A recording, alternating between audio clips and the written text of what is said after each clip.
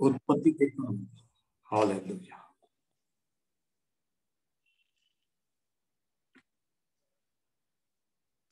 Praise the Lord. प्रभू येशूची स्तुती असो. सध्या आपण उत्पत्तीच्या पुस्तकाचा अभ्यास करत असताना या संदेश मालिकेचं नाव आहे अब्राहम देवाचा मित्र होण्याचे आव्हान. आणि आजच्या माझ्या संदेशाचा शीर्षक आहे अपयशी ठरलेला एक पिता, अ फादर हू फेल्ड. अपयशी ठरलेला एक पिता.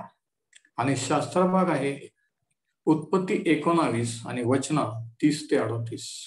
जेनेसिस 19:30-38. काही महिन्यापूर्वी एक घटना घडली की एका संस्थेचे, ख्रिस्ती संस्थेचे प्रमुख, एक देवाचे सेवक, ते त्यांच्या बायकोला सोडून सेक्रेटरी बरोबर पळून गेले. त्यांनी लग्न केलं. तिचं पण लग्न झालेलं होतं, यांचंही लग्न झालेलं होतं. ही मंडळीमध्ये देखील एक वडील होते. आणि एवढंच नाही तर ज्या वेळेस हे उघडकीस आलं, त्यांनी आपल्या जोडीदाराला गोळ्या घालून मारून टाकला, त्यांचा खून केला. आणि खरी घडलेली घटना आहे एका देशामध्ये. आणि हे वाचून, हे ऐकून आपल्याला असं वाटतं की देवाचे सेवक किंवा देवाची सेवा करणारे देवाचे लोक इतक्या भयंकर गोष्टी कशा करू शकतात, इतक्या खालच्या स्तराला कसं काय जाऊ शकतात. जगातील लोकांचं ठीक आहे की जे पापी आहेत, पापात जगतात, देवाकडे वळले नाही. पण ज्यांचं तारण झालेलं असं जे दावा करतात, जे सेवा करतात कोणत्या ना कोणत्या, त्यांनी असं करणं ही अत्यंत गंभीर बाब आहे. आणि मग प्रश्न असा पडतो की खरंच ते विश्वासार्ह होते का, आहेत का. आणि अशाच प्रकारची स्टोरी आहे लोटाची, जी आपल्याला उत्पत्तीच्या 19व्या अध्यायात आढळते. 2 पेत्र 2 मध्ये म्हटलेलं आहे की लोट हा एक नीतिमान पुरुष होता. म्हणजे साध्या सरळ भाषेत सांगायचं म्हणजे लोट एक बिलीवर होता, विश्वासार्ह होता, तारण झालेला माणूस होता. पण ज्यावेळेस आपण वाचतो की त्याने काय प्रकार केला, कशा रीतीने तो पापात पडला, त्यावेळेस आपल्याला प्रश्न असा पडतो की लोट हा इतक्या खालच्या स्तराला कसा जाऊ शकतो. आपण जरा ती स्टोरी वाचूया. उत्पत्तीचं पुस्तक 19वा अध्याय आणि वचन 30. नंतर लोट आपल्या दोन्ही कन्या सह वर्तमान सोरात तो निघून डोंगरावर जाऊन राहिला. त्याला सोरात राहण्यास भीती वाटली आणि तो आपल्या दोघा कन्यासह वर्तमान एका गुहेत राहिला.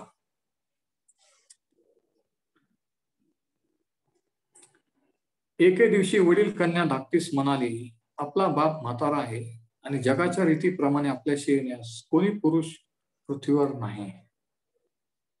आता हे खरं होतं का? जगात कोणीच लोक नव्हते का? नाही, म्हणजे हे खोटं आहे. तर चल आपण आपल्या बापाला द्राक्षरस पाजू आणि त्याच्यापाशी निजू. अशा प्रकारे आपल्या बापाचा वंश चालू. त्यांनी त्या रात्री आपल्या बापाला द्राक्षरस पाजला आणि वडील कन्या त्याच्यापाशी जाऊन निजली. पण ती जेव्हा निजली, केव्हा निजली व केव्हा उठली हे त्याला कळले नाही.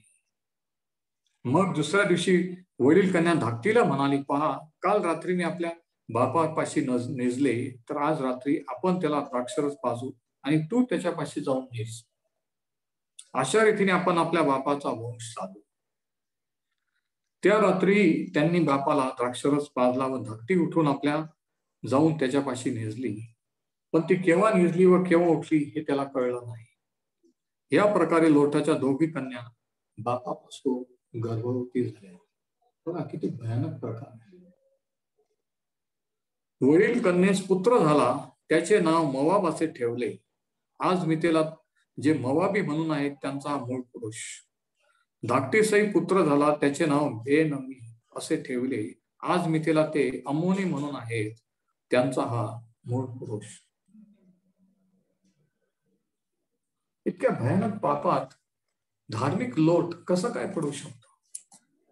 कसं काय ख्रिस्ती व्यक्ती किंवा एक पाळक किंवा सेवक इतक्या खालच्या लेवलला जाऊन असे पाप करू शकतो? असं का होतं? याचं कारण काय? असं तेव्हा झालं, असं आजही होत नाही. परदेशातच नाही, आपल्याही देशात होत आहे. अनेक मंडळांमध्ये होत आहे. आज आपण याचं कारण पाहणार आहोत की असं का होतं.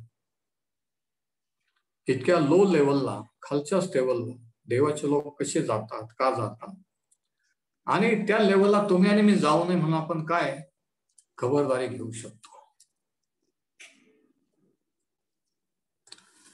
पहिली गोष्ट आपण जर पाहिली, पहिलं कारण की लोट इतक्या खालच्या लेवलला कसा गेला, त्याचं पहिलं कारण हे की लहान गोष्टींच्या तडजोडीने मोठ्या पापांची सुरुवात होत असते. पहिला point, big sins always begin with little compromise. जर तुम्ही लिहित असाल, लहान गोष्टींच्या तडजोडीने मोठ्या पापांची सुरुवात होत असते. छोट्या छोट्या गोष्टी दैनंदिन जीवनातल्या आपण म्हणतो जाऊ द्या, त्याच्यात काय एवढं, जाऊ द्या त्याच्यात, असं जाऊ द्या जाऊ द्या जाऊ द्या म्हणता म्हणता ते लहान पाप वाढायला लागतात, प्रमाण वाढायला लागतं, मोठे होतात, आणि मग पापाबद्दल आपल्याला काहीच भीती वाटत नाही किंवा त्याच्याबद्दल काही लाज पण वाटत नाही. आपण म्हणतो सगळेच ते करतात, त्याच्यात काय विशेष.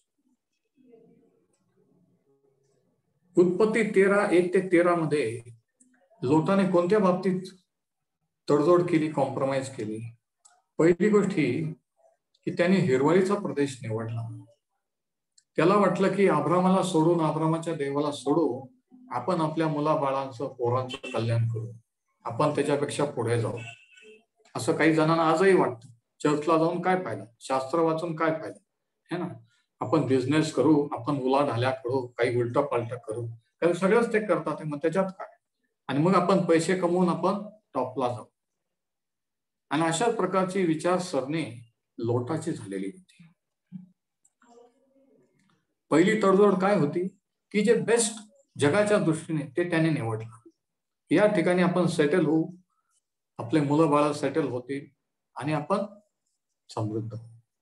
जगिक विचार, जगिक बिलीवर. आता ही जी निवड होती, जी लोटाने केली सोदोमाचा प्रदेश निवडण्याची, ही कोणत्या आधारे केली होती? हाव किंवा लोभ आणि स्वार्थ. त्याला श्रीमंत होण्याची हाव होती. आज ऐकणाऱ्या कोणाला तुमच्यापैकी श्रीमंत होण्याची, झटपट श्रीमंत होण्याची हाव, लोभ आहे का? असेल तर सावधान. संपत्तीचा लोभ सर्व प्रकारचे मूळ आहे, शास्त्र सांगते. जर वाटत असलं की माझा अजून पाहिजे, जर वाटत असेल की जेवढं देवाने दिलं त्याच्यात समाधानी नाहीये, तर तुम्ही कोणत्याही स्तराला जाल लोटासारखे. लोट एक ठळक उदाहरण आहे.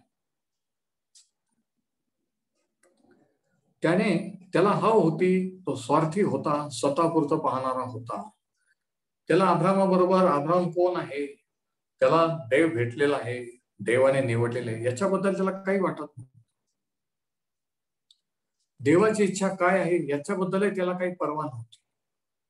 त्याला फक्त संपत्ती मिळवायची होती, त्याला फक्त जगिकरित्या सेटल व्हायचं होतं, एवढीच त्याची इच्छा होती. इकडे लक्ष द्या आता सर्वजण बेनिफर, की ही पहिली तडजोड, ही पहिली कॉम्प्रोमाइज त्याने केली. आता अशा वेळेस सुद्धा देवाने त्याला वॉर्निंग दिली. ज्यावेळेस त्याला आणि सदोमाच्या राजाला पकडून नेलं, त्या 3 राजांनी, शेवटी अब्रामाने सोडून आणलं. समजा जर पकडून नेलं, तिकडं मारून टाकलं असत, अब्रामाने सोडून आणल्यानंतर सुद्धा लोटाला त्याच्याबद्दल काही विशेष वाटलं नाही की आपल्याला, आपल्या कुटुंबाला अब्रामाने सोडून नये. त्याच्या डोक्यात तेच भरलेलं होतं की आपल्याला श्रीमंत व्हायचं, झटपट श्रीमंत व्हायचं, पैसा कमवताना कुठंतरी ऐश करायची, सेटल व्हायचं. त्याला देवाची इच्छा, देवाच्या लोकांची संगत, अब्रामाची संगत असं काही पडलेलं नाही. आणि अशा प्रकारची त्यांनी तडजोड केली. देवाने त्याला वॉर्निंग दिली, त्याला पकडून नेण्यात आलं, पण त्या वॉर्निंग वरून त्यांनी धडा घेतला. आज किती जणांना देव वॉर्निंग देतो, हॉस्पिटलला पडतात, ऍक्सिडेंट होऊन पडतात, काहीतरी घटना, पण बरे झाले, प्रार्थना करा म्हणतात, रडतात, आणि बरं झाल्यानंतर परत ते म्हणतात आम्हाला काही नाही. चर्चला टाइम नाही, प्रार्थनेला टाइम नाही, स्वतःला टाइम नाही. म्हणजे हे काय आहे? ही तडतोड आहे, हा जगिकपणा आहे, बेपरवाही आहे, ही देवाची बेईमानी आहे. की देवाने केलं, बरं केलं तर बरं केलं, त्याच्यात काय, विसरून जाणं आहे. आणि हेच लोटाच्या बाबतीत खरं तर लोटाने शहाणा होऊन सुधरून अब्रामाजवळ राहायला पाहिजे. पण आपण वाचतो की परत जाऊन अब्रामाने सोडून आणलं तरी तो परत जाऊन सोदोमातच राहिला. म्हणजे त्याला काही त्याचं वाटलं नाही. आज किती वेळ देवाने तुम्हाला वॉर्निंग दिली, त्याच्यातून तुम्ही काही धडा शिकले ना, का परत जाऊन त्याच सोदोमात तुम्ही राहा, त्याच लोकात तीच लाईफ. लोटाकडून काहीतरी शिका. दुसरी गोष्ट, कशा रीतीने लोटाने तोडजोड केली. 19व्या अध्यायाच्या पहिल्या 2 वचनात आपण वाचतो की लोट वेशीमध्ये बसलेला आहे सदोमाच्या. आधी तो सदोमाच्या जवळ त्याने डेरा दिला, नंतर तो सदोमात जाऊन राहिला. ऐका, इकडे वर बघा. आणि नंतर त्या लोकांमध्ये इतका श्रीमंत टॉपला गेला की वेशीत बसला, कारण वेशीत बसणारे प्रतिष्ठित लोक, त्या काळातले महापौर, त्या काळातले प्रतिष्ठित लोक हेच वेशीमध्ये बसत होते. म्हणजे अगोदर तो लांब राहिला, नंतर त्यांच्यात गेला आणि त्यांच्यातच मोठा. हे पापाचे टप्पे आहेत, हे तडजोडीचे टप्पे असतात. नाही, आम्ही काय कधीतरी घेतो, आम्ही कधीतरी त्यांना कंपनी देतो, आम्ही कधीतरी टाइमपास करतो. आपण काय असं करता करता करता आपण त्यांच्याच सारखे होतो, त्यांच्यातच जातो आणि आपल्याला कळत नाही. आणि हेच लोटाच्या बाबतीत.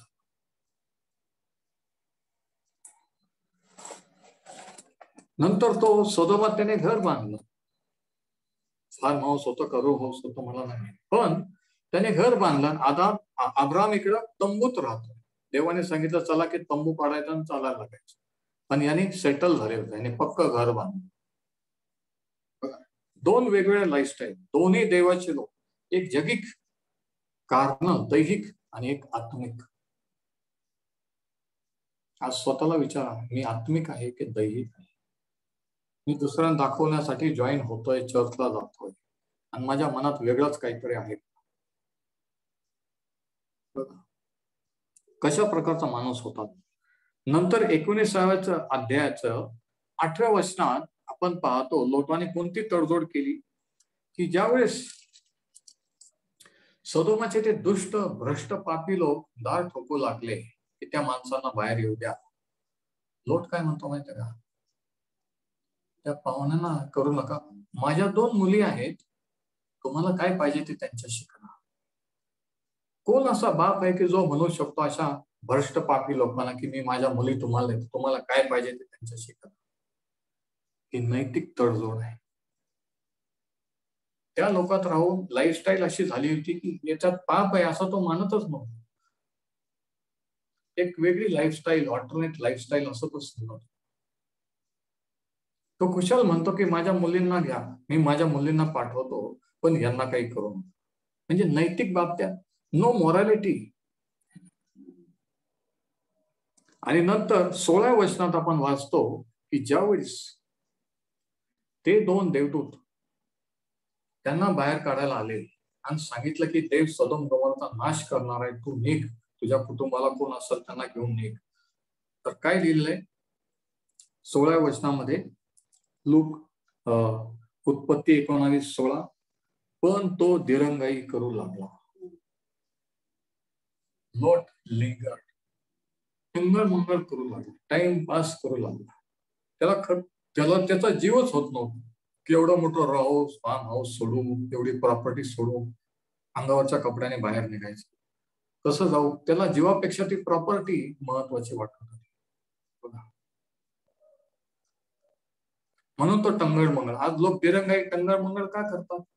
येशूकडे येण्याचा निर्णय घेण्यात, पश्चाताप करण्यात का टंगळ मंगळ करतात? त्याचं एकमेव कारण हे असतं की जगिक गोष्टी, जगिक पाप, लोभ, मोह, स्वार्थ हे सोडावंसच वाटत नाही. एवढं मी कमवलं, एवढे वर्ष घालवले, असं सोडून द्या. त्यांना ते पटतच नाही. त्यांच्या आत्म्याने ते अटॅच झालेले असतात आणि तिकडे अटॅच होऊन त्यांना वाटतं की आम्हाला पवित्र आत्म्याचं दान मिळालं पाहिजे, देवाचे आशीर्वाद मिळाले पाहिजे, हे ते. तसं नसतं. फसू नका, देवाचा उपवास व्हायचा नाही. मनुष्य जे काही पेरतो त्याचीच कापणी करेल. आत्म्यासाठी पेरलं तर आत्मिक आशीर्वाद, देहासाठी पेरलं तर दैहिक. तर ह्या ठिकाणी आपण पाहतो की लोट खुशाल दिरंगाई करतो आहे. जीवानशी जीवावर आलेला आहे. देव ते भस्म करणार आहे. टाइम राहिलेला नाहीये आणि तो खुशाल दिरंगाई टंगळमंगळ शेवटी हाताला धरून ओढून बाहेर काढ. किती लाजेची गोष्ट. ऐकायलाच तयार व्हाय, काय करायचं बेनिफिट. शेवटी हाताला धरून नवरा बायकोन त्या पोरेला त्या दोघांनी हाताला धरून घराबाहेर काढलं आणि पळत पळत नेलं. तरी त्यांचा जीव होत नव्हता. माणसाचा किती जीव ऐकायचा असतो नाही का, की बा जीव जायची वेळ आली तरी असं वाटतं की नाही नाही, हे घर कसं काय सोडू, ही प्रॉपर्टी कशी काय सोडू, हे कसं काय करू. नाही पण ते बरोबर आहे ब्रदर, पण नाही पण तुम्ही म्हणता ते बरोबर आहे. अरे पण म्हणजे काय, जीव जायची वेळ आली पण म्हणजे काय. तर लोट अशा प्रकारे त्यांनी तडजोड केलेली. एकदम लास्ट स्टेपला गेला नाही तो, एकदम भयंकर पाप करायला. एकदम मोठं पाप आपण एकदम करत नाही देवाचे लोक. आपण अगोदर हे छोटे पाप होतात. हिरवळीचा प्रदेश निवडणे, जवळ जाऊन राहणे नको त्या लोकांच्या, नंतर त्याच्या संगतीत राहणे, मग त्यांच्याबरोबर बिझनेस करणे, त्यांच्याबरोबर टाइमपास करणे, मग करता करता करता मग खालच्या लेवलला खाली खाली खाली आपण आत्मिक पातळी खालावत जातो. हे एकदम एका रात्रीतून होत नसतं, लक्षात घ्या. नंतर अंतिम टप्पा सगळ्यात भ्रष्टता खालच्या लेवलला तो कधी गेला. आपण वाचलं की ज्यावेळेस त्याच्या मुलींनी प्लॅन केला आणि त्यांनी ते पाप केलं त्यावेळेस. आता त्याच्या मुली इतक्या खालच्या स्तराला का गेल्या माहितीये? मुलींना दोष देण्यात अर्थ नाही.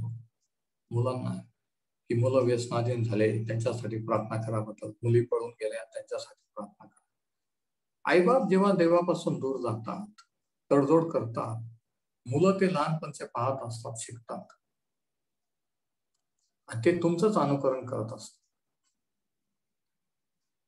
म्हणून तरुण पिढीला मुला मुलींना दोष देण्या अगोदर त्यांचे आईवडील कसे आहेत हे आपण तपासून पाहायला पाहिजे. ते खरंच समर्पित आहेत का, देवाला भून वागणारे आहेत. ते बऱ्याच वेळेस नसतात, पण त्यांची इच्छा असते की आमच्या मुलांनी सुधरावं, मुलींनी सुधारावं. पण ते म्हणत नाही की प्रभू तू मी तुझ्याकडे येतो, मला सुधार. आता लोट हा तडजोड करणारा व्यक्ती होता. म्हणून हे जे पाप त्याने केलं त्याच्या मुलींबरोबर आणि त्यांच्या मुलींना लेकरं झाले, हे काही एका रात्रीतून ही स्टेप उचललेली नव्हती. एका रात्रीतून कोणी एकदम खालच्या लेवलला जात नाही. बिलिव्हर्स टप्प्याटप्प्याने हळूहळू हळूहळू हळूहळू जात असत. म्हणजे लोट एक जगिक विश्वासणारा, नामधारी म्हणता येईल, नामधारीपेक्षा जगिक विश्वासार्ह, जो विश्वासार्ह आहे, ज्याला तारणाचा अनुभव आलेला आहे, सुवार्ता कळलेली आहे, त्याने प्रभूश्वर विश्वास ठेवलेला आहे, पण त्याला देवाच्या गोष्टीपेक्षा जगाच्या गोष्टी मिळवणं हे प्रिय वाटतं, हे महत्वाचं वाटतं. करिअर, अम्बिशन, बिझनेस किंवा इतर गोष्टी ह्या महत्वाच्या वाटतात. जसं लोटाला वाटलं. त्याला अब्रामाची किंमत नव्हती, अब्रामाच्या देवाची किंमत नव्हती. त्याला सदोम तिथलं लाईफस्टाईल आणि किती हायफाय लोक आणि काय कसे लोक राहतात आणि त्या रानात तंबू बांधून राहायचं म्हणजे काय, हे त्याला असं वाटलं. तर पहिली गोष्ट, पहिला पॉइंट काय की लहान गोष्टींच्या तडजोडीने मोठ्या पापाची सुरुवात होत असते. Big sins always begin with little compromises. आता याच्यात दोन गोष्टी लक्षात घेण्यासारख्या, दोन ऑब्झर्वेशन. पहिलं असं, आपण वाचलं की त्याच्या मुलींनी काय केलं, प्लॅन केलं आणि त्यांनी म्हटलं की आपण आपल्या वडिलांना द्राक्षरस पाजू किंवा दारू पाजू. आता बघा, द्राक्षरसाचा किंवा दारूचा आणि अनैतिकतेचा असा संबंध असतो. समजा जर लोटाने तो द्राक्षरस पिला नसता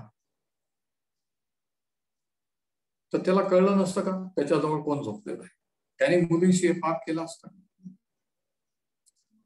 म्हणजे दारूच्या व्यसनाचा आणि इतर पापाचा नैतिक भ्रष्टतेचा डायरेक्ट संबंध आहे.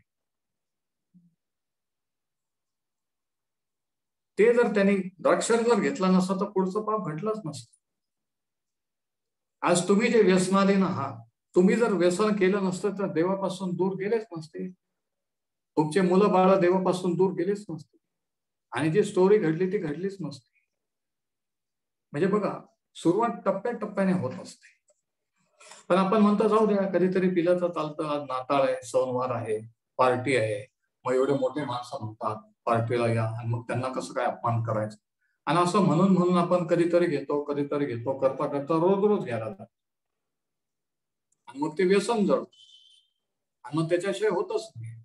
आणि मग सगळ्या प्रकारचे प्रॉब्लेम, कर्ज, हाणामाऱ्या आणि कुटुंबामध्ये आणि सर्व प्रकारचा प्रॉब्लेम निर्माण होतो. तर पहिली गोष्टी की लोटाने जर द्राक्षरस नाकारला असता तर त्याने पुढचं पापही त्याच्याकडून झालं नसतं. आता प्रश्न असा आहे, आणि इकडं लक्ष द्या, किती जण अजूनही ऐकत आहे. लोट आणि त्याच्या मुलींना त्या देवदूताने हाताला धरून अंगावरच्या कपड्याने बाहेर काढलं आणि पळत नेऊन त्यांना बाहेर काढून दिलेलं, आणि तिकडं सदोम गोमोरा. आणि मग लोट आणि त्याच्या त्या 2 मुली त्या डोंगरात त्या कपारे त्या गुहेमध्ये जाऊन राहिल्या.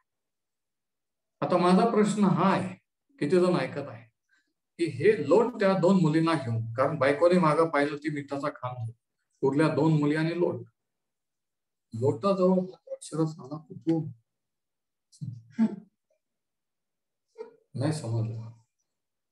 अंगावरच्या कपड्याने जर बाहेर गेले तर ही दारू आली कुठून? दारू पिणाऱ्यांना दारू कोणी पण आणून देतो, कुठूनही मिळते.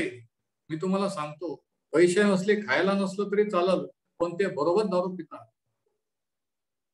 बरोबर ते पिऊन येतात.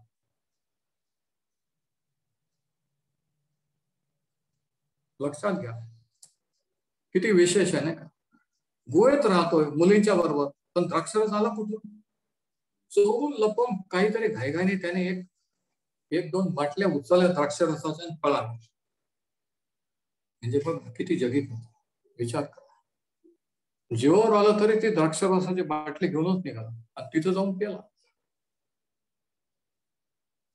आणि त्याच्यामुळे पुढचं पाप घडलं, त्याच्यामुळे तिसरं पाप. अशी ही लिंक असते, कनेक्शन असते. दुसरी गोष्ट, तर पहिला पॉइंट, पहिलं ऑब्झर्वेशन काय, पहिली गोष्ट जी आपल्याला पाहायला मिळते ती की व्यसनाचं, दारूचं किंवा द्राक्षरसाचं आणि अनैतिक संबंधाचं कसा संबंध आहे. ते व्यभिचार असो, विवाह बाह्य संबंध असो, काही असो. दुसरं कारण हे, दुसरं ऑब्झर्वेशन, दुसरी गोष्ट जी आपल्याला दिसून येते ती ही की जेव्हा एखादा बाप, एखादा कुटुंब प्रमुख कोणतीच भूमिका घेत नाही की आता काय व्हायचं सगळ्यांना, मला काय पाहिजे ते मी करेल, तुम्हाला काय पाहिजे ते तुम्ही करा, त्यावेळेस काय होतं की कंट्रोल राहत नाही. त्यावेळेस कुटुंबातले मेंबर, बायको लेकर, त्यांना मनस्ताप होतो, ते त्यांच्या पद्धतीने हँडल करू लागतात. जेव्हा माणूस, देवाने कुटुंब प्रमुख पुरुषाला केलेला आहे, स्त्रीला नाही, पण पुरुष जेव्हा कमी पडतात तेव्हा स्त्रीला पुरुषाचा, बापाचाही रोल आणि आईचाही रोल करावा लागतो. आणि असं करत असताना, मुलं लहानचे मोठं करत असताना, जर मुलं आउटलाईनला गेले, देवापासून दूर गेले, तर हा मूर्ख बाप आईला दोष देत असतो की तुझ्यामुळे ते बिघडले. बाप म्हणून त्यांचं काम नव्हतं का? बऱ्याच वेळेस असं ऐकायला मिळतं घरी गेल्यानंतर, साहेब हिचा लाड, हिच्यामुळं हे मुलगा, हा मुलगा बिघडला, हिच्यामुळं हे. अरे मग तुम्ही प्रमुख आहात, तुम्ही काय करत होता? तुम्ही कुठं होता? तुम्ही तुमचा अधिकार वापरला नाही म्हणून असं. तर ज्या वेळेस बाप आपला अधिकार देवाने दिलेला वापरत नाही, फक्त रात्रंदिवस काम काम, घरात काय चाललेलं आहे, मुलगा काय करतोय, मुलगी कुठं जाते हे माहित नसतं, तेव्हा हे असं होत असतं. म्हणून त्या मुली असं म्हणू शकला की आपण बापाला दारू पाजू, द्राक्षरस पाजून त्याच्या. का बरं? कारण त्यांनी सदोमाचं लाईफस्टाईल पाहिलं होतं. तिथले लोक तसे एवढ्या वर्ष आपण राहिलो, त्याच्यात काहीच विषय नाही. बापाने पण त्या दिवशी नाही का सांगितलं की माझ्या मुली आहेत, त्यांना घ्या, काय पाहिजे ते करा. म्हणजे त्यांना वाटलं बापाला पण चालतं, हे बापही काही म्हणत नाही, तर मग त्याच्यात काय विशेष. किती भयानक गोष्ट आहे बघा. लोटाच्या कन्या फ्रस्ट्रेट झालेल्या होत्या, मनस्ताप झालेला होता की त्यांचा बाप जसा काही कामाचा नाही, तो त्याची भूमिका पार पडत नाही, तो नेहमी बाहेर बाहेर असतो. आपल्याला सगळे निर्णय घ्यावे लागतात. किती बाप किती वडील आज बाहेर बाहेर असतात, त्यांना माहित पण नसतं पोरांना किती मार्क मिळाले, पोरकं पास झालं का नापास झालं, कोणाचं काय झालं, आणि मग कुठून तरी कळलं की ते येऊन आईशी भांडण करत. मूर्खपणा आहे. हे असं ख्रिस्ती जीवन नसतं, हे असं फॅमिली लाईफ नसतं. बघा, एका देवाच्या सेवकाने असं म्हटलंय की मनुष्याने सर्व जग मिळवलं आणि आपल्या कुटुंबाचा नाश केला तर त्याला काय लाभ. करोडपती झाले, मोठे मंत्री झाले, नाही तर मोठे कोणीतरी झाले, पण मुलं मुली जर हातातून गेले तुमच्या, तर काय उपयोग, काय इज्जत नाही. कोणाचा मुलगा त्यांचा मुलगा, कोणाची मुलगी त्यांची मुलगी, काय कमवलं, फक्त पैसा, इज्जत नाही, प्रतिष्ठा नाही. आता लोट आणि त्याच्या मुली त्या डोंगरात त्या गुहेत बसल्यानंतर त्यांनी असा विचार केला आणि त्या असं म्हणतात एकमेकांना, आता इथं आता बापाचं हे असं आणि याच्यामुळे आपल्याला ही परिस्थिती ओढवली, आता आपणच निर्णय घेऊ, आपणच काहीतरी केलं पाहिजे. बाप जेव्हा असे वागतात तेव्हा मुली म्हणतात, मुलं म्हणतात, आणि मग त्यांनी हा प्लॅन केला. आणि त्या म्हणतात की आता पृथ्वीवर कोणताच पुरुष नाही. आता हे म्हणणं खरं होतं. बाकीचे देशातले लोक नव्हते का, जवळपासचे होते, पण त्या असं म्हणतात की आता एवढे वर्ष लावून बापाने लग्न करून दिलं नाही, बापाने काही काळजी घेतली नाही, बाप फक्त पैसा कमवण्याच्या मागे होता, नाव प्रतिष्ठा. मग हे त्यांनी ओळखलं, म्हणून त्या फ्रस्ट्रेट झालेल्या होत्या, म्हणून त्यांनी हा प्लॅन केला. कोणताही बाप कोणताही चुकीचं टोकाची भूमिका माणूस कधी घेतो, मनस्ताप झाल्या, कोणताही पर्याय ऑप्शन राहिलेला नसताना तेव्हा. आणि याला कारण काय असतं, अपयशी ठरलेले बाप किंवा पिता, की ज्यांना वाटतं बाप होणं म्हणजे फक्त कामाला जाऊन घरी येऊन बायकोच्या हातात पैसे देणं, फक्त मुलांना जन्म देणं आणि तिने मुलंही सांभाळायचे, घरही सांभाळायचं, मी फक्त बाहेरच राहायचं, असं ज्यांना वाटतं असे बाप अपयशी ठरत असतात. दुसरा पॉइंट हा की पूर्वीचे पाप कबूल केली नसली तर मोठी पाप घडत असतात. पूर्वीचे पाप जर आपण कबूल केलेले नसले, आपण केलेले, आपण जाऊ दे त्याच्यात काय एवढं, ते ब्रदर नेहमी सांगतात, पाळत लोक नेहमी असंच बोलतात, आपण सिरियसली नाही घ्यायचं, त्याच्यात काय एवढं असं म्हणून आपण त्याच्याबद्दल पाप आहे असं मानत नाही, कबूलही करत नाही. त्याच्यामुळे काय होतं, पाप करायला अजून सरसावतो आणि मोठमोठे पाप करायला आपल्याला डेअरिंग होते, मोठमोठ्या चुका आपण करतो. उत्पत्ती 19:17-19 मध्ये आपण पाहतो, उत्पत्ती 19:17-19, त्यांना बाहेर आणल्यावर दूत त्याला म्हणाले, आपला जीव घेऊन पळ, मागे वळून पाहू नको, तळवटीत कुठे थांबू नको, डोंगराकडे पळ काढ, नाहीतर तू भस्म होशील. बघा शास्त्रात बघा. तेव्हा लोट त्यांना म्हणाला, हे प्रभू नको नको. विशेष आहे, ते म्हणतात जीव घेऊन पळ, भस्म होशील, तो म्हणतो नको नको. अजूनही त्याला खरं वाटत नाही की खरंच भस्म होईल. बघा, संपत्तीचा मोह माणसाला किती आंधळ करतो, नाही का. जीव जायची वेळ आली तर तो देवदूताना म्हणतो नको नको, असं काही करू नका, पहा या तुझ्या दासावर तुझी कृपा दृष्टी झाली आहे, माझा जीव वाचविला आहे, ही तुझी माझ्यावर अपार दया झाली आहे, मला डोंगराकडे पळून जावलणार नाही, न जाणं माझ्यावर अरिष्ट येऊ, मी मरून जाईल. खरं काय माहितीये का, त्याला स्वतः सोडण्याची इच्छाच नव्हती. खरं काय असतं माहितीये का, बाप्तिस्मा घेण्याचं कारण, समर्पण न करण्याचं, विचारता देवाकडे वळण्याची इच्छाच नसते, मन दुसरीकडे जडलेलं असतं. मग कारण सांगितले जातात, मला टाइम नव्हता, मी इकडं होतो, मग ते असं झालं, ते तसं. इथं खरं कारण काय, सदोमापासून जास्त लांब जायचंच नाहीये, म्हणून तो त्यांना म्हणतो की मला तिकडे लांब जा असं म्हणून, कदाचित मी मरून जाईल. अरे मेला असता तिथं म्हणून तो तुला बाहेर काढलं.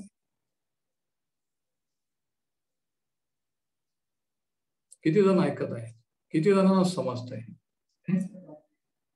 डिस्टर्ब व्हायचं नसतं लहान लेकरांमध्ये, रेग्युलेशन कॅच करायचं बेनिफिट, इकडं तिकडं सारखं अस्वस्थ व्हायचं नसतं.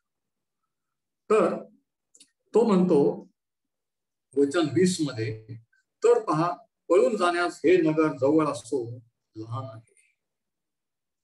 अजूनही त्याचा जीव आहे ना. बघा ते वचन 20 वचन बघा. तो त्या देवदूतांना सांगतो की एक छोटस नगर आहे, कशाला मी डोंगरात, तिथं काय, तिथं मी मरून जाईल, खायला नाही प्यायला. एक लहान नगर आहे, ते किती लहान आहे, तिकडे मला पळून जाऊ दे, म्हणजे माझा जीव वाचेल. काय होतंय, देवाला शांतपणा शिकवत. किती लोक देवाला शांतपणा शिकवतात प्रार्थनेतून, तू असं कर, तू तसं कर, जसं काय देवाला समजतच नाही काय करायला पाहिजे. प्रार्थना म्हणजे काय, देवाला सांगणं आहे का तू काय करायला पाहिजे त्याने काय नाही, याच्यासाठी प्रार्थना असते नाही. पण आपल्याला वाटतं की आपण देवाला सल्ला देतोय, देवाला शांतपण शिकवतो. तो त्यांना म्हणतोय की हे काय छोटस नगर, इथं जाऊ द्या ना, एवढ्या लांब कशाला. ते म्हणतात नाश होणार आहे, देव म्हणतो त्यांच्यातून निघा म्हणजे मी तुमचा देव आहे. आणि आपण म्हणतो की नाही जास्त लांब नाही, मला इथं जवळच राहू द्या, म्हणजे मला वाटलं तर मी पटकन परत सदोमात येईल, परत माझ्या मित्रमंडळीत येईल, परत पापी भ्रष्ट लोकात येईल. ही टेंडन्सी. तर काय झालेलं आहे की तो आज्ञापर्यंत तो त्यांचा ऐकायला तयार नाही. किती भयानक आहे. त्या देवदूतांचा तो ऐकायला तयार नाही. तो त्यांना सांगतो की मला डोंगरात नाही, मला तिथं छोट्या लग्नात जाऊ.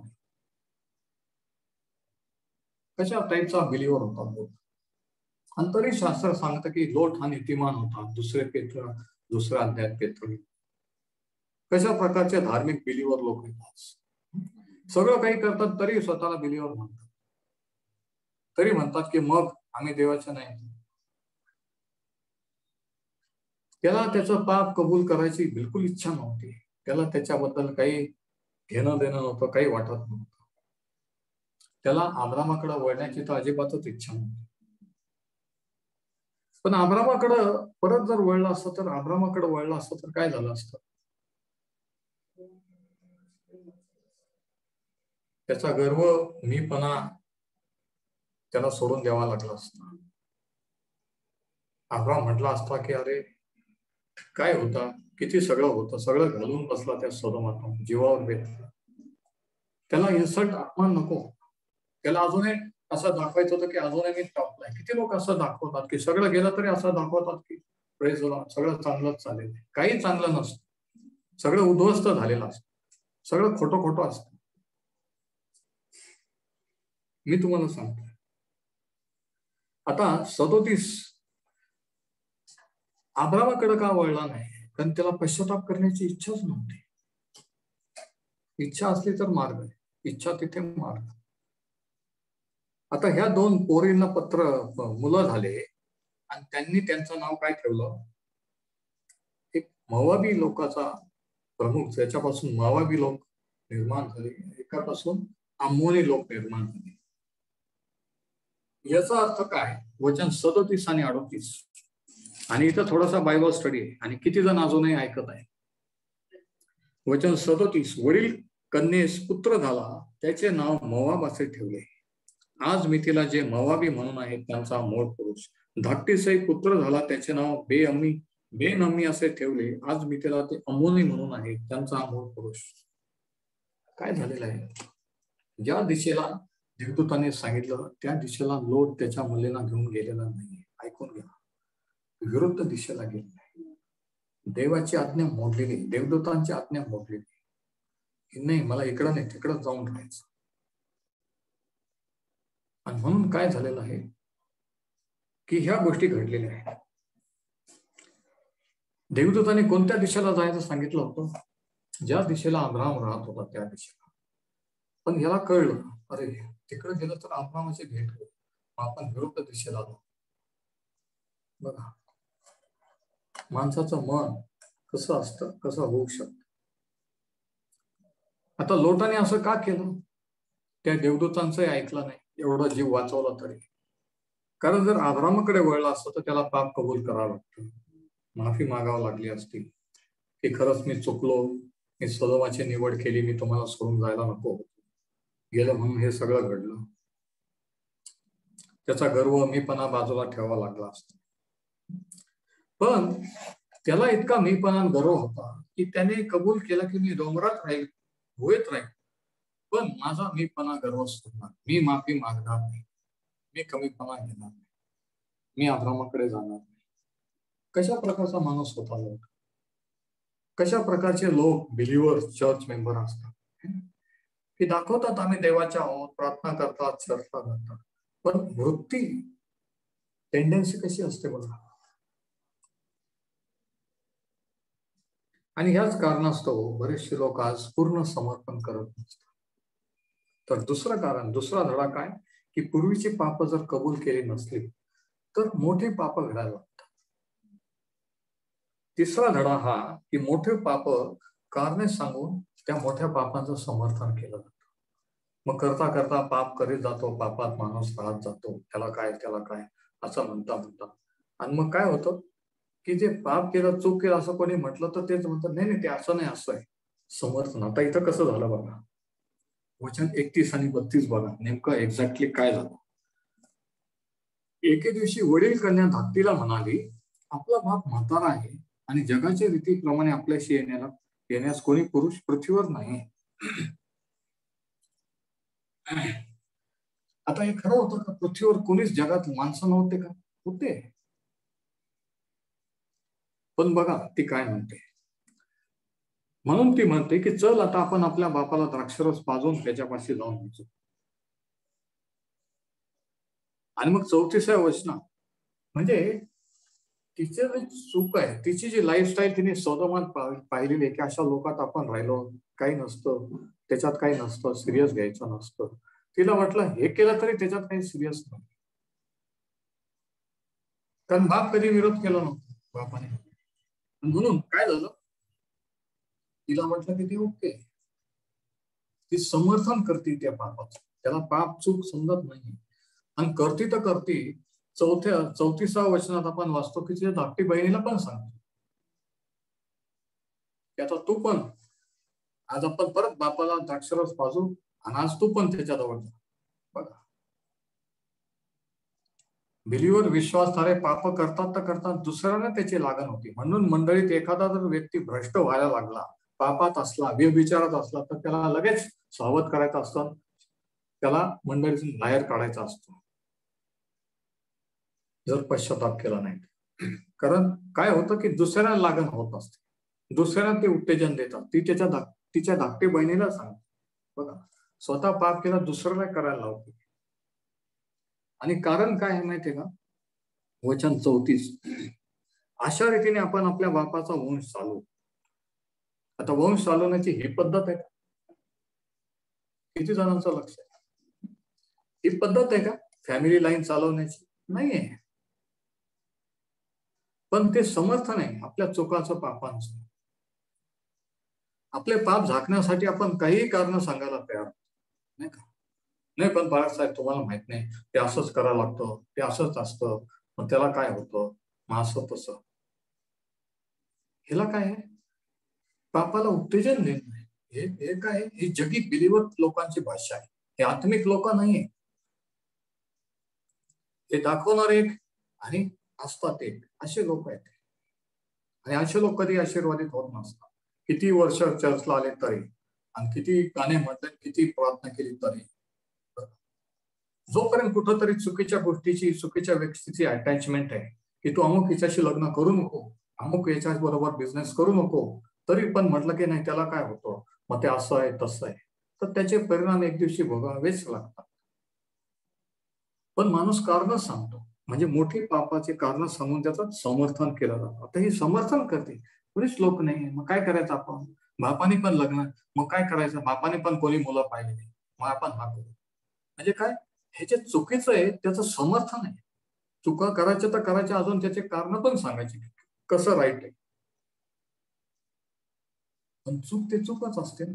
ते किती तुम्ही कारण सांगितलं, स्टोऱ्या सांगितल्या, तरी ते खोट्याचं खरं होतं का? नाही.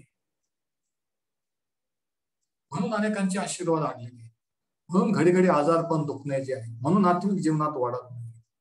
तुमचं उत्तर तुमच्याच जवळ आहे. मी तुम्हाला सांगतो, देवाला तुमच्या मनाला माहिती आहे तुम्ही किती समर्पित आहात. माझ्यापासून फसवू शकाल, पण देवाला माहिती आहे. आज विचार करा, आपण कोणाला फसवतोय? ब्रदरला फसवतोय का स्वतःला फसवतोय का देवाला फसवतोय? काय चाललेलं आहे? का बरं एवढे वर्ष देवाकडे येऊन आपण त्याच लेवलला का बरं वाढ होत नाही? लोक मागून येऊन पुढे चालले, पहिले ते शेवटले होत आहे. आपण वर्षाच्या वर्ष त्याच प्रार्थना करतोय, तेच रडगाणं. असं का? असं विचारलं पाहिजे. मनात कधीतरी विचार आला पाहिजे. येत नसेल तर फार लाजेची गोष्ट आहे. तर ती कारण सांगते.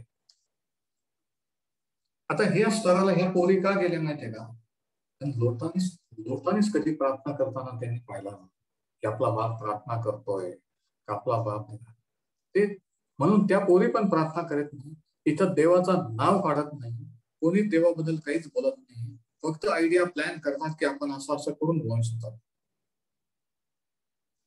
आईबाप प्रार्थना करत नसेल तर मुलं कसे काय करतील? आईबापच आयुष्यात चर्चला गेले तर मुलं कशाला जातील की तू चर्चला गेला पाहिजे आणि झूम मीटिंग अटेंड केली पाहिजे? होणारच नाही ते. आई वडिलांना जर पाहिलं व्यसनाधीन तर मुलं व्यसनाधीन होणारच. आणि बाप म्हणूच नाही शकणार की तू पिऊ नको, कारण त्यांनी तुम्हालाच पिताना पाहिलेलं आहे. म्हणून तुम्ही तो अधिकार केव्हाच गमावलेला आहे रागवण्याचा. तुमच्या बोलण्याला व्हॅल्यूच राहत नाही. आणि हेच लोटाच्या बाबतीत बापात राहिल्यामुळे या मुलीने असं केलं. याला जबाबदार बाप होता, अपयशी ठरलेला बाप.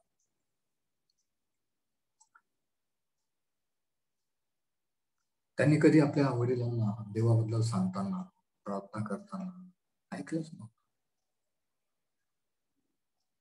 तुमच्या मुलाने तुम्हाला प्रार्थना करताना, शास्त्र वाचताना पाहिले का? पाहतात.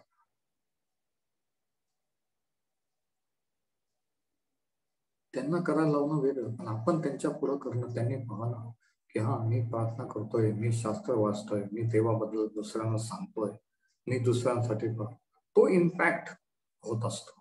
नुसतं ऑर्डर करून सांगून नाही. जगिक शिक्षण तुम्ही दिलं, फॉरेनला गेले, हे मोठं अचिव्हमेंट समजू नका. त्यांच्या आत्म्याचा नाश होईल, ते सदोमात जाऊन राहतील. जर देवाविषयीचं शिक्षण, देवाची ओळख दिली तर तुम्ही काहीतरी कमावलेले. लक्षात घ्या, जगात कमवलेला जगातच राहणार आहे. सदोमात त्यांनी सगळं कमवलं होतं, सगळं सोडून अंगावरच्या कपड्यांनी पळून जावं लागलं, सगळं तिथंच राहील. म्हणून त्या बाईने मागं पाहिजे, मिसेस लोट, की आता एवढं वर्ष एवढं कमवलं, खुशाल आपण सोडून चाललोय काय? आणि पटकन मिठाचं काम झाले, नाश पावले. जगातल्या गोष्टी जगातच राहणार आहे, काय आपल्या जवळ राहणार आहे, या गोष्टीचा विचार करायचा. अनंत काळ आपल्या पुढे आहे, याच्या पलीकडचं एक जग आहे, आणि तिथं आपण सदा सर्वकाळ राहणार. तिथं आपण काय घेऊन जाणार आहोत? तिथं आपण आपल्या आत्म्याची, आपल्या मनाची तयारी, आपल्या मुलाबाळांना आपण तयार करत आहोत. त्यांना शिकवत आहोत का की ह्या आयुष्यापुरताच विचार नाही करायचा, त्याच्या पुढचा पण करायचा. याच्यात तुम्ही टॉपला गेले म्हणजे खुश व्हायचं नाही, देवामध्ये टॉपला जायचं असं कधी सांगतात? नसल तर लोटा पडून शिका. तो एक अपयशी ठरलेला बाप आहे. अपयशी ठरलेला बाप कसा असतो, कसा दिसतो, काय करतो, हे या स्टोरीवरून समजतं. हालेलुया. आणि शेवटचा पॉइंट, चौथा, हा की मोठी पाप पसरत जातात आणि ते पिढ्यानपिढ्या चालू राहतात. मोठे पाप पसरत जात असतात आणि पिढ्यानपिढ्या चालू राहतात. Big sins often spread and persist. लोटाचं पाप, तडजोड, निष्काळजीपणा, जगीरपणा, त्याचा परिणाम मुलींवर झाला, बायकोवर झाला. ते पण तसेच झाले. ते घरानंच देवापासून दूर. कोणीतरी म्हटलं, अरे ते अब्रामाचे नातेवाईक आहे. अरे कोणी म्हटलं असं, अरे अब्राम कुठून, हा माणूस कुठं? अब्राम बघा देवावर चालणारा, हा बघा यानं नुसतं पैशाचा, संपत्तीचं पडलेलं, नुसत्या प्रॉपर्ट्या करायचं पडलं. ती तफावत नाही. किती आपण एखाद्या देवाच्या माणसाचे नातेवाईक असून सुद्धा एंड असा होऊ शकतो. नाही पण आम्ही ब्रदरच्या चर्चला, नाही पण आम्ही ब्रदरचे नातेवाईक जरी असले, भाऊ बहीण नातेवाईक जरी असले, पण देव जर तुमचा देव नसल तर फायदा नाही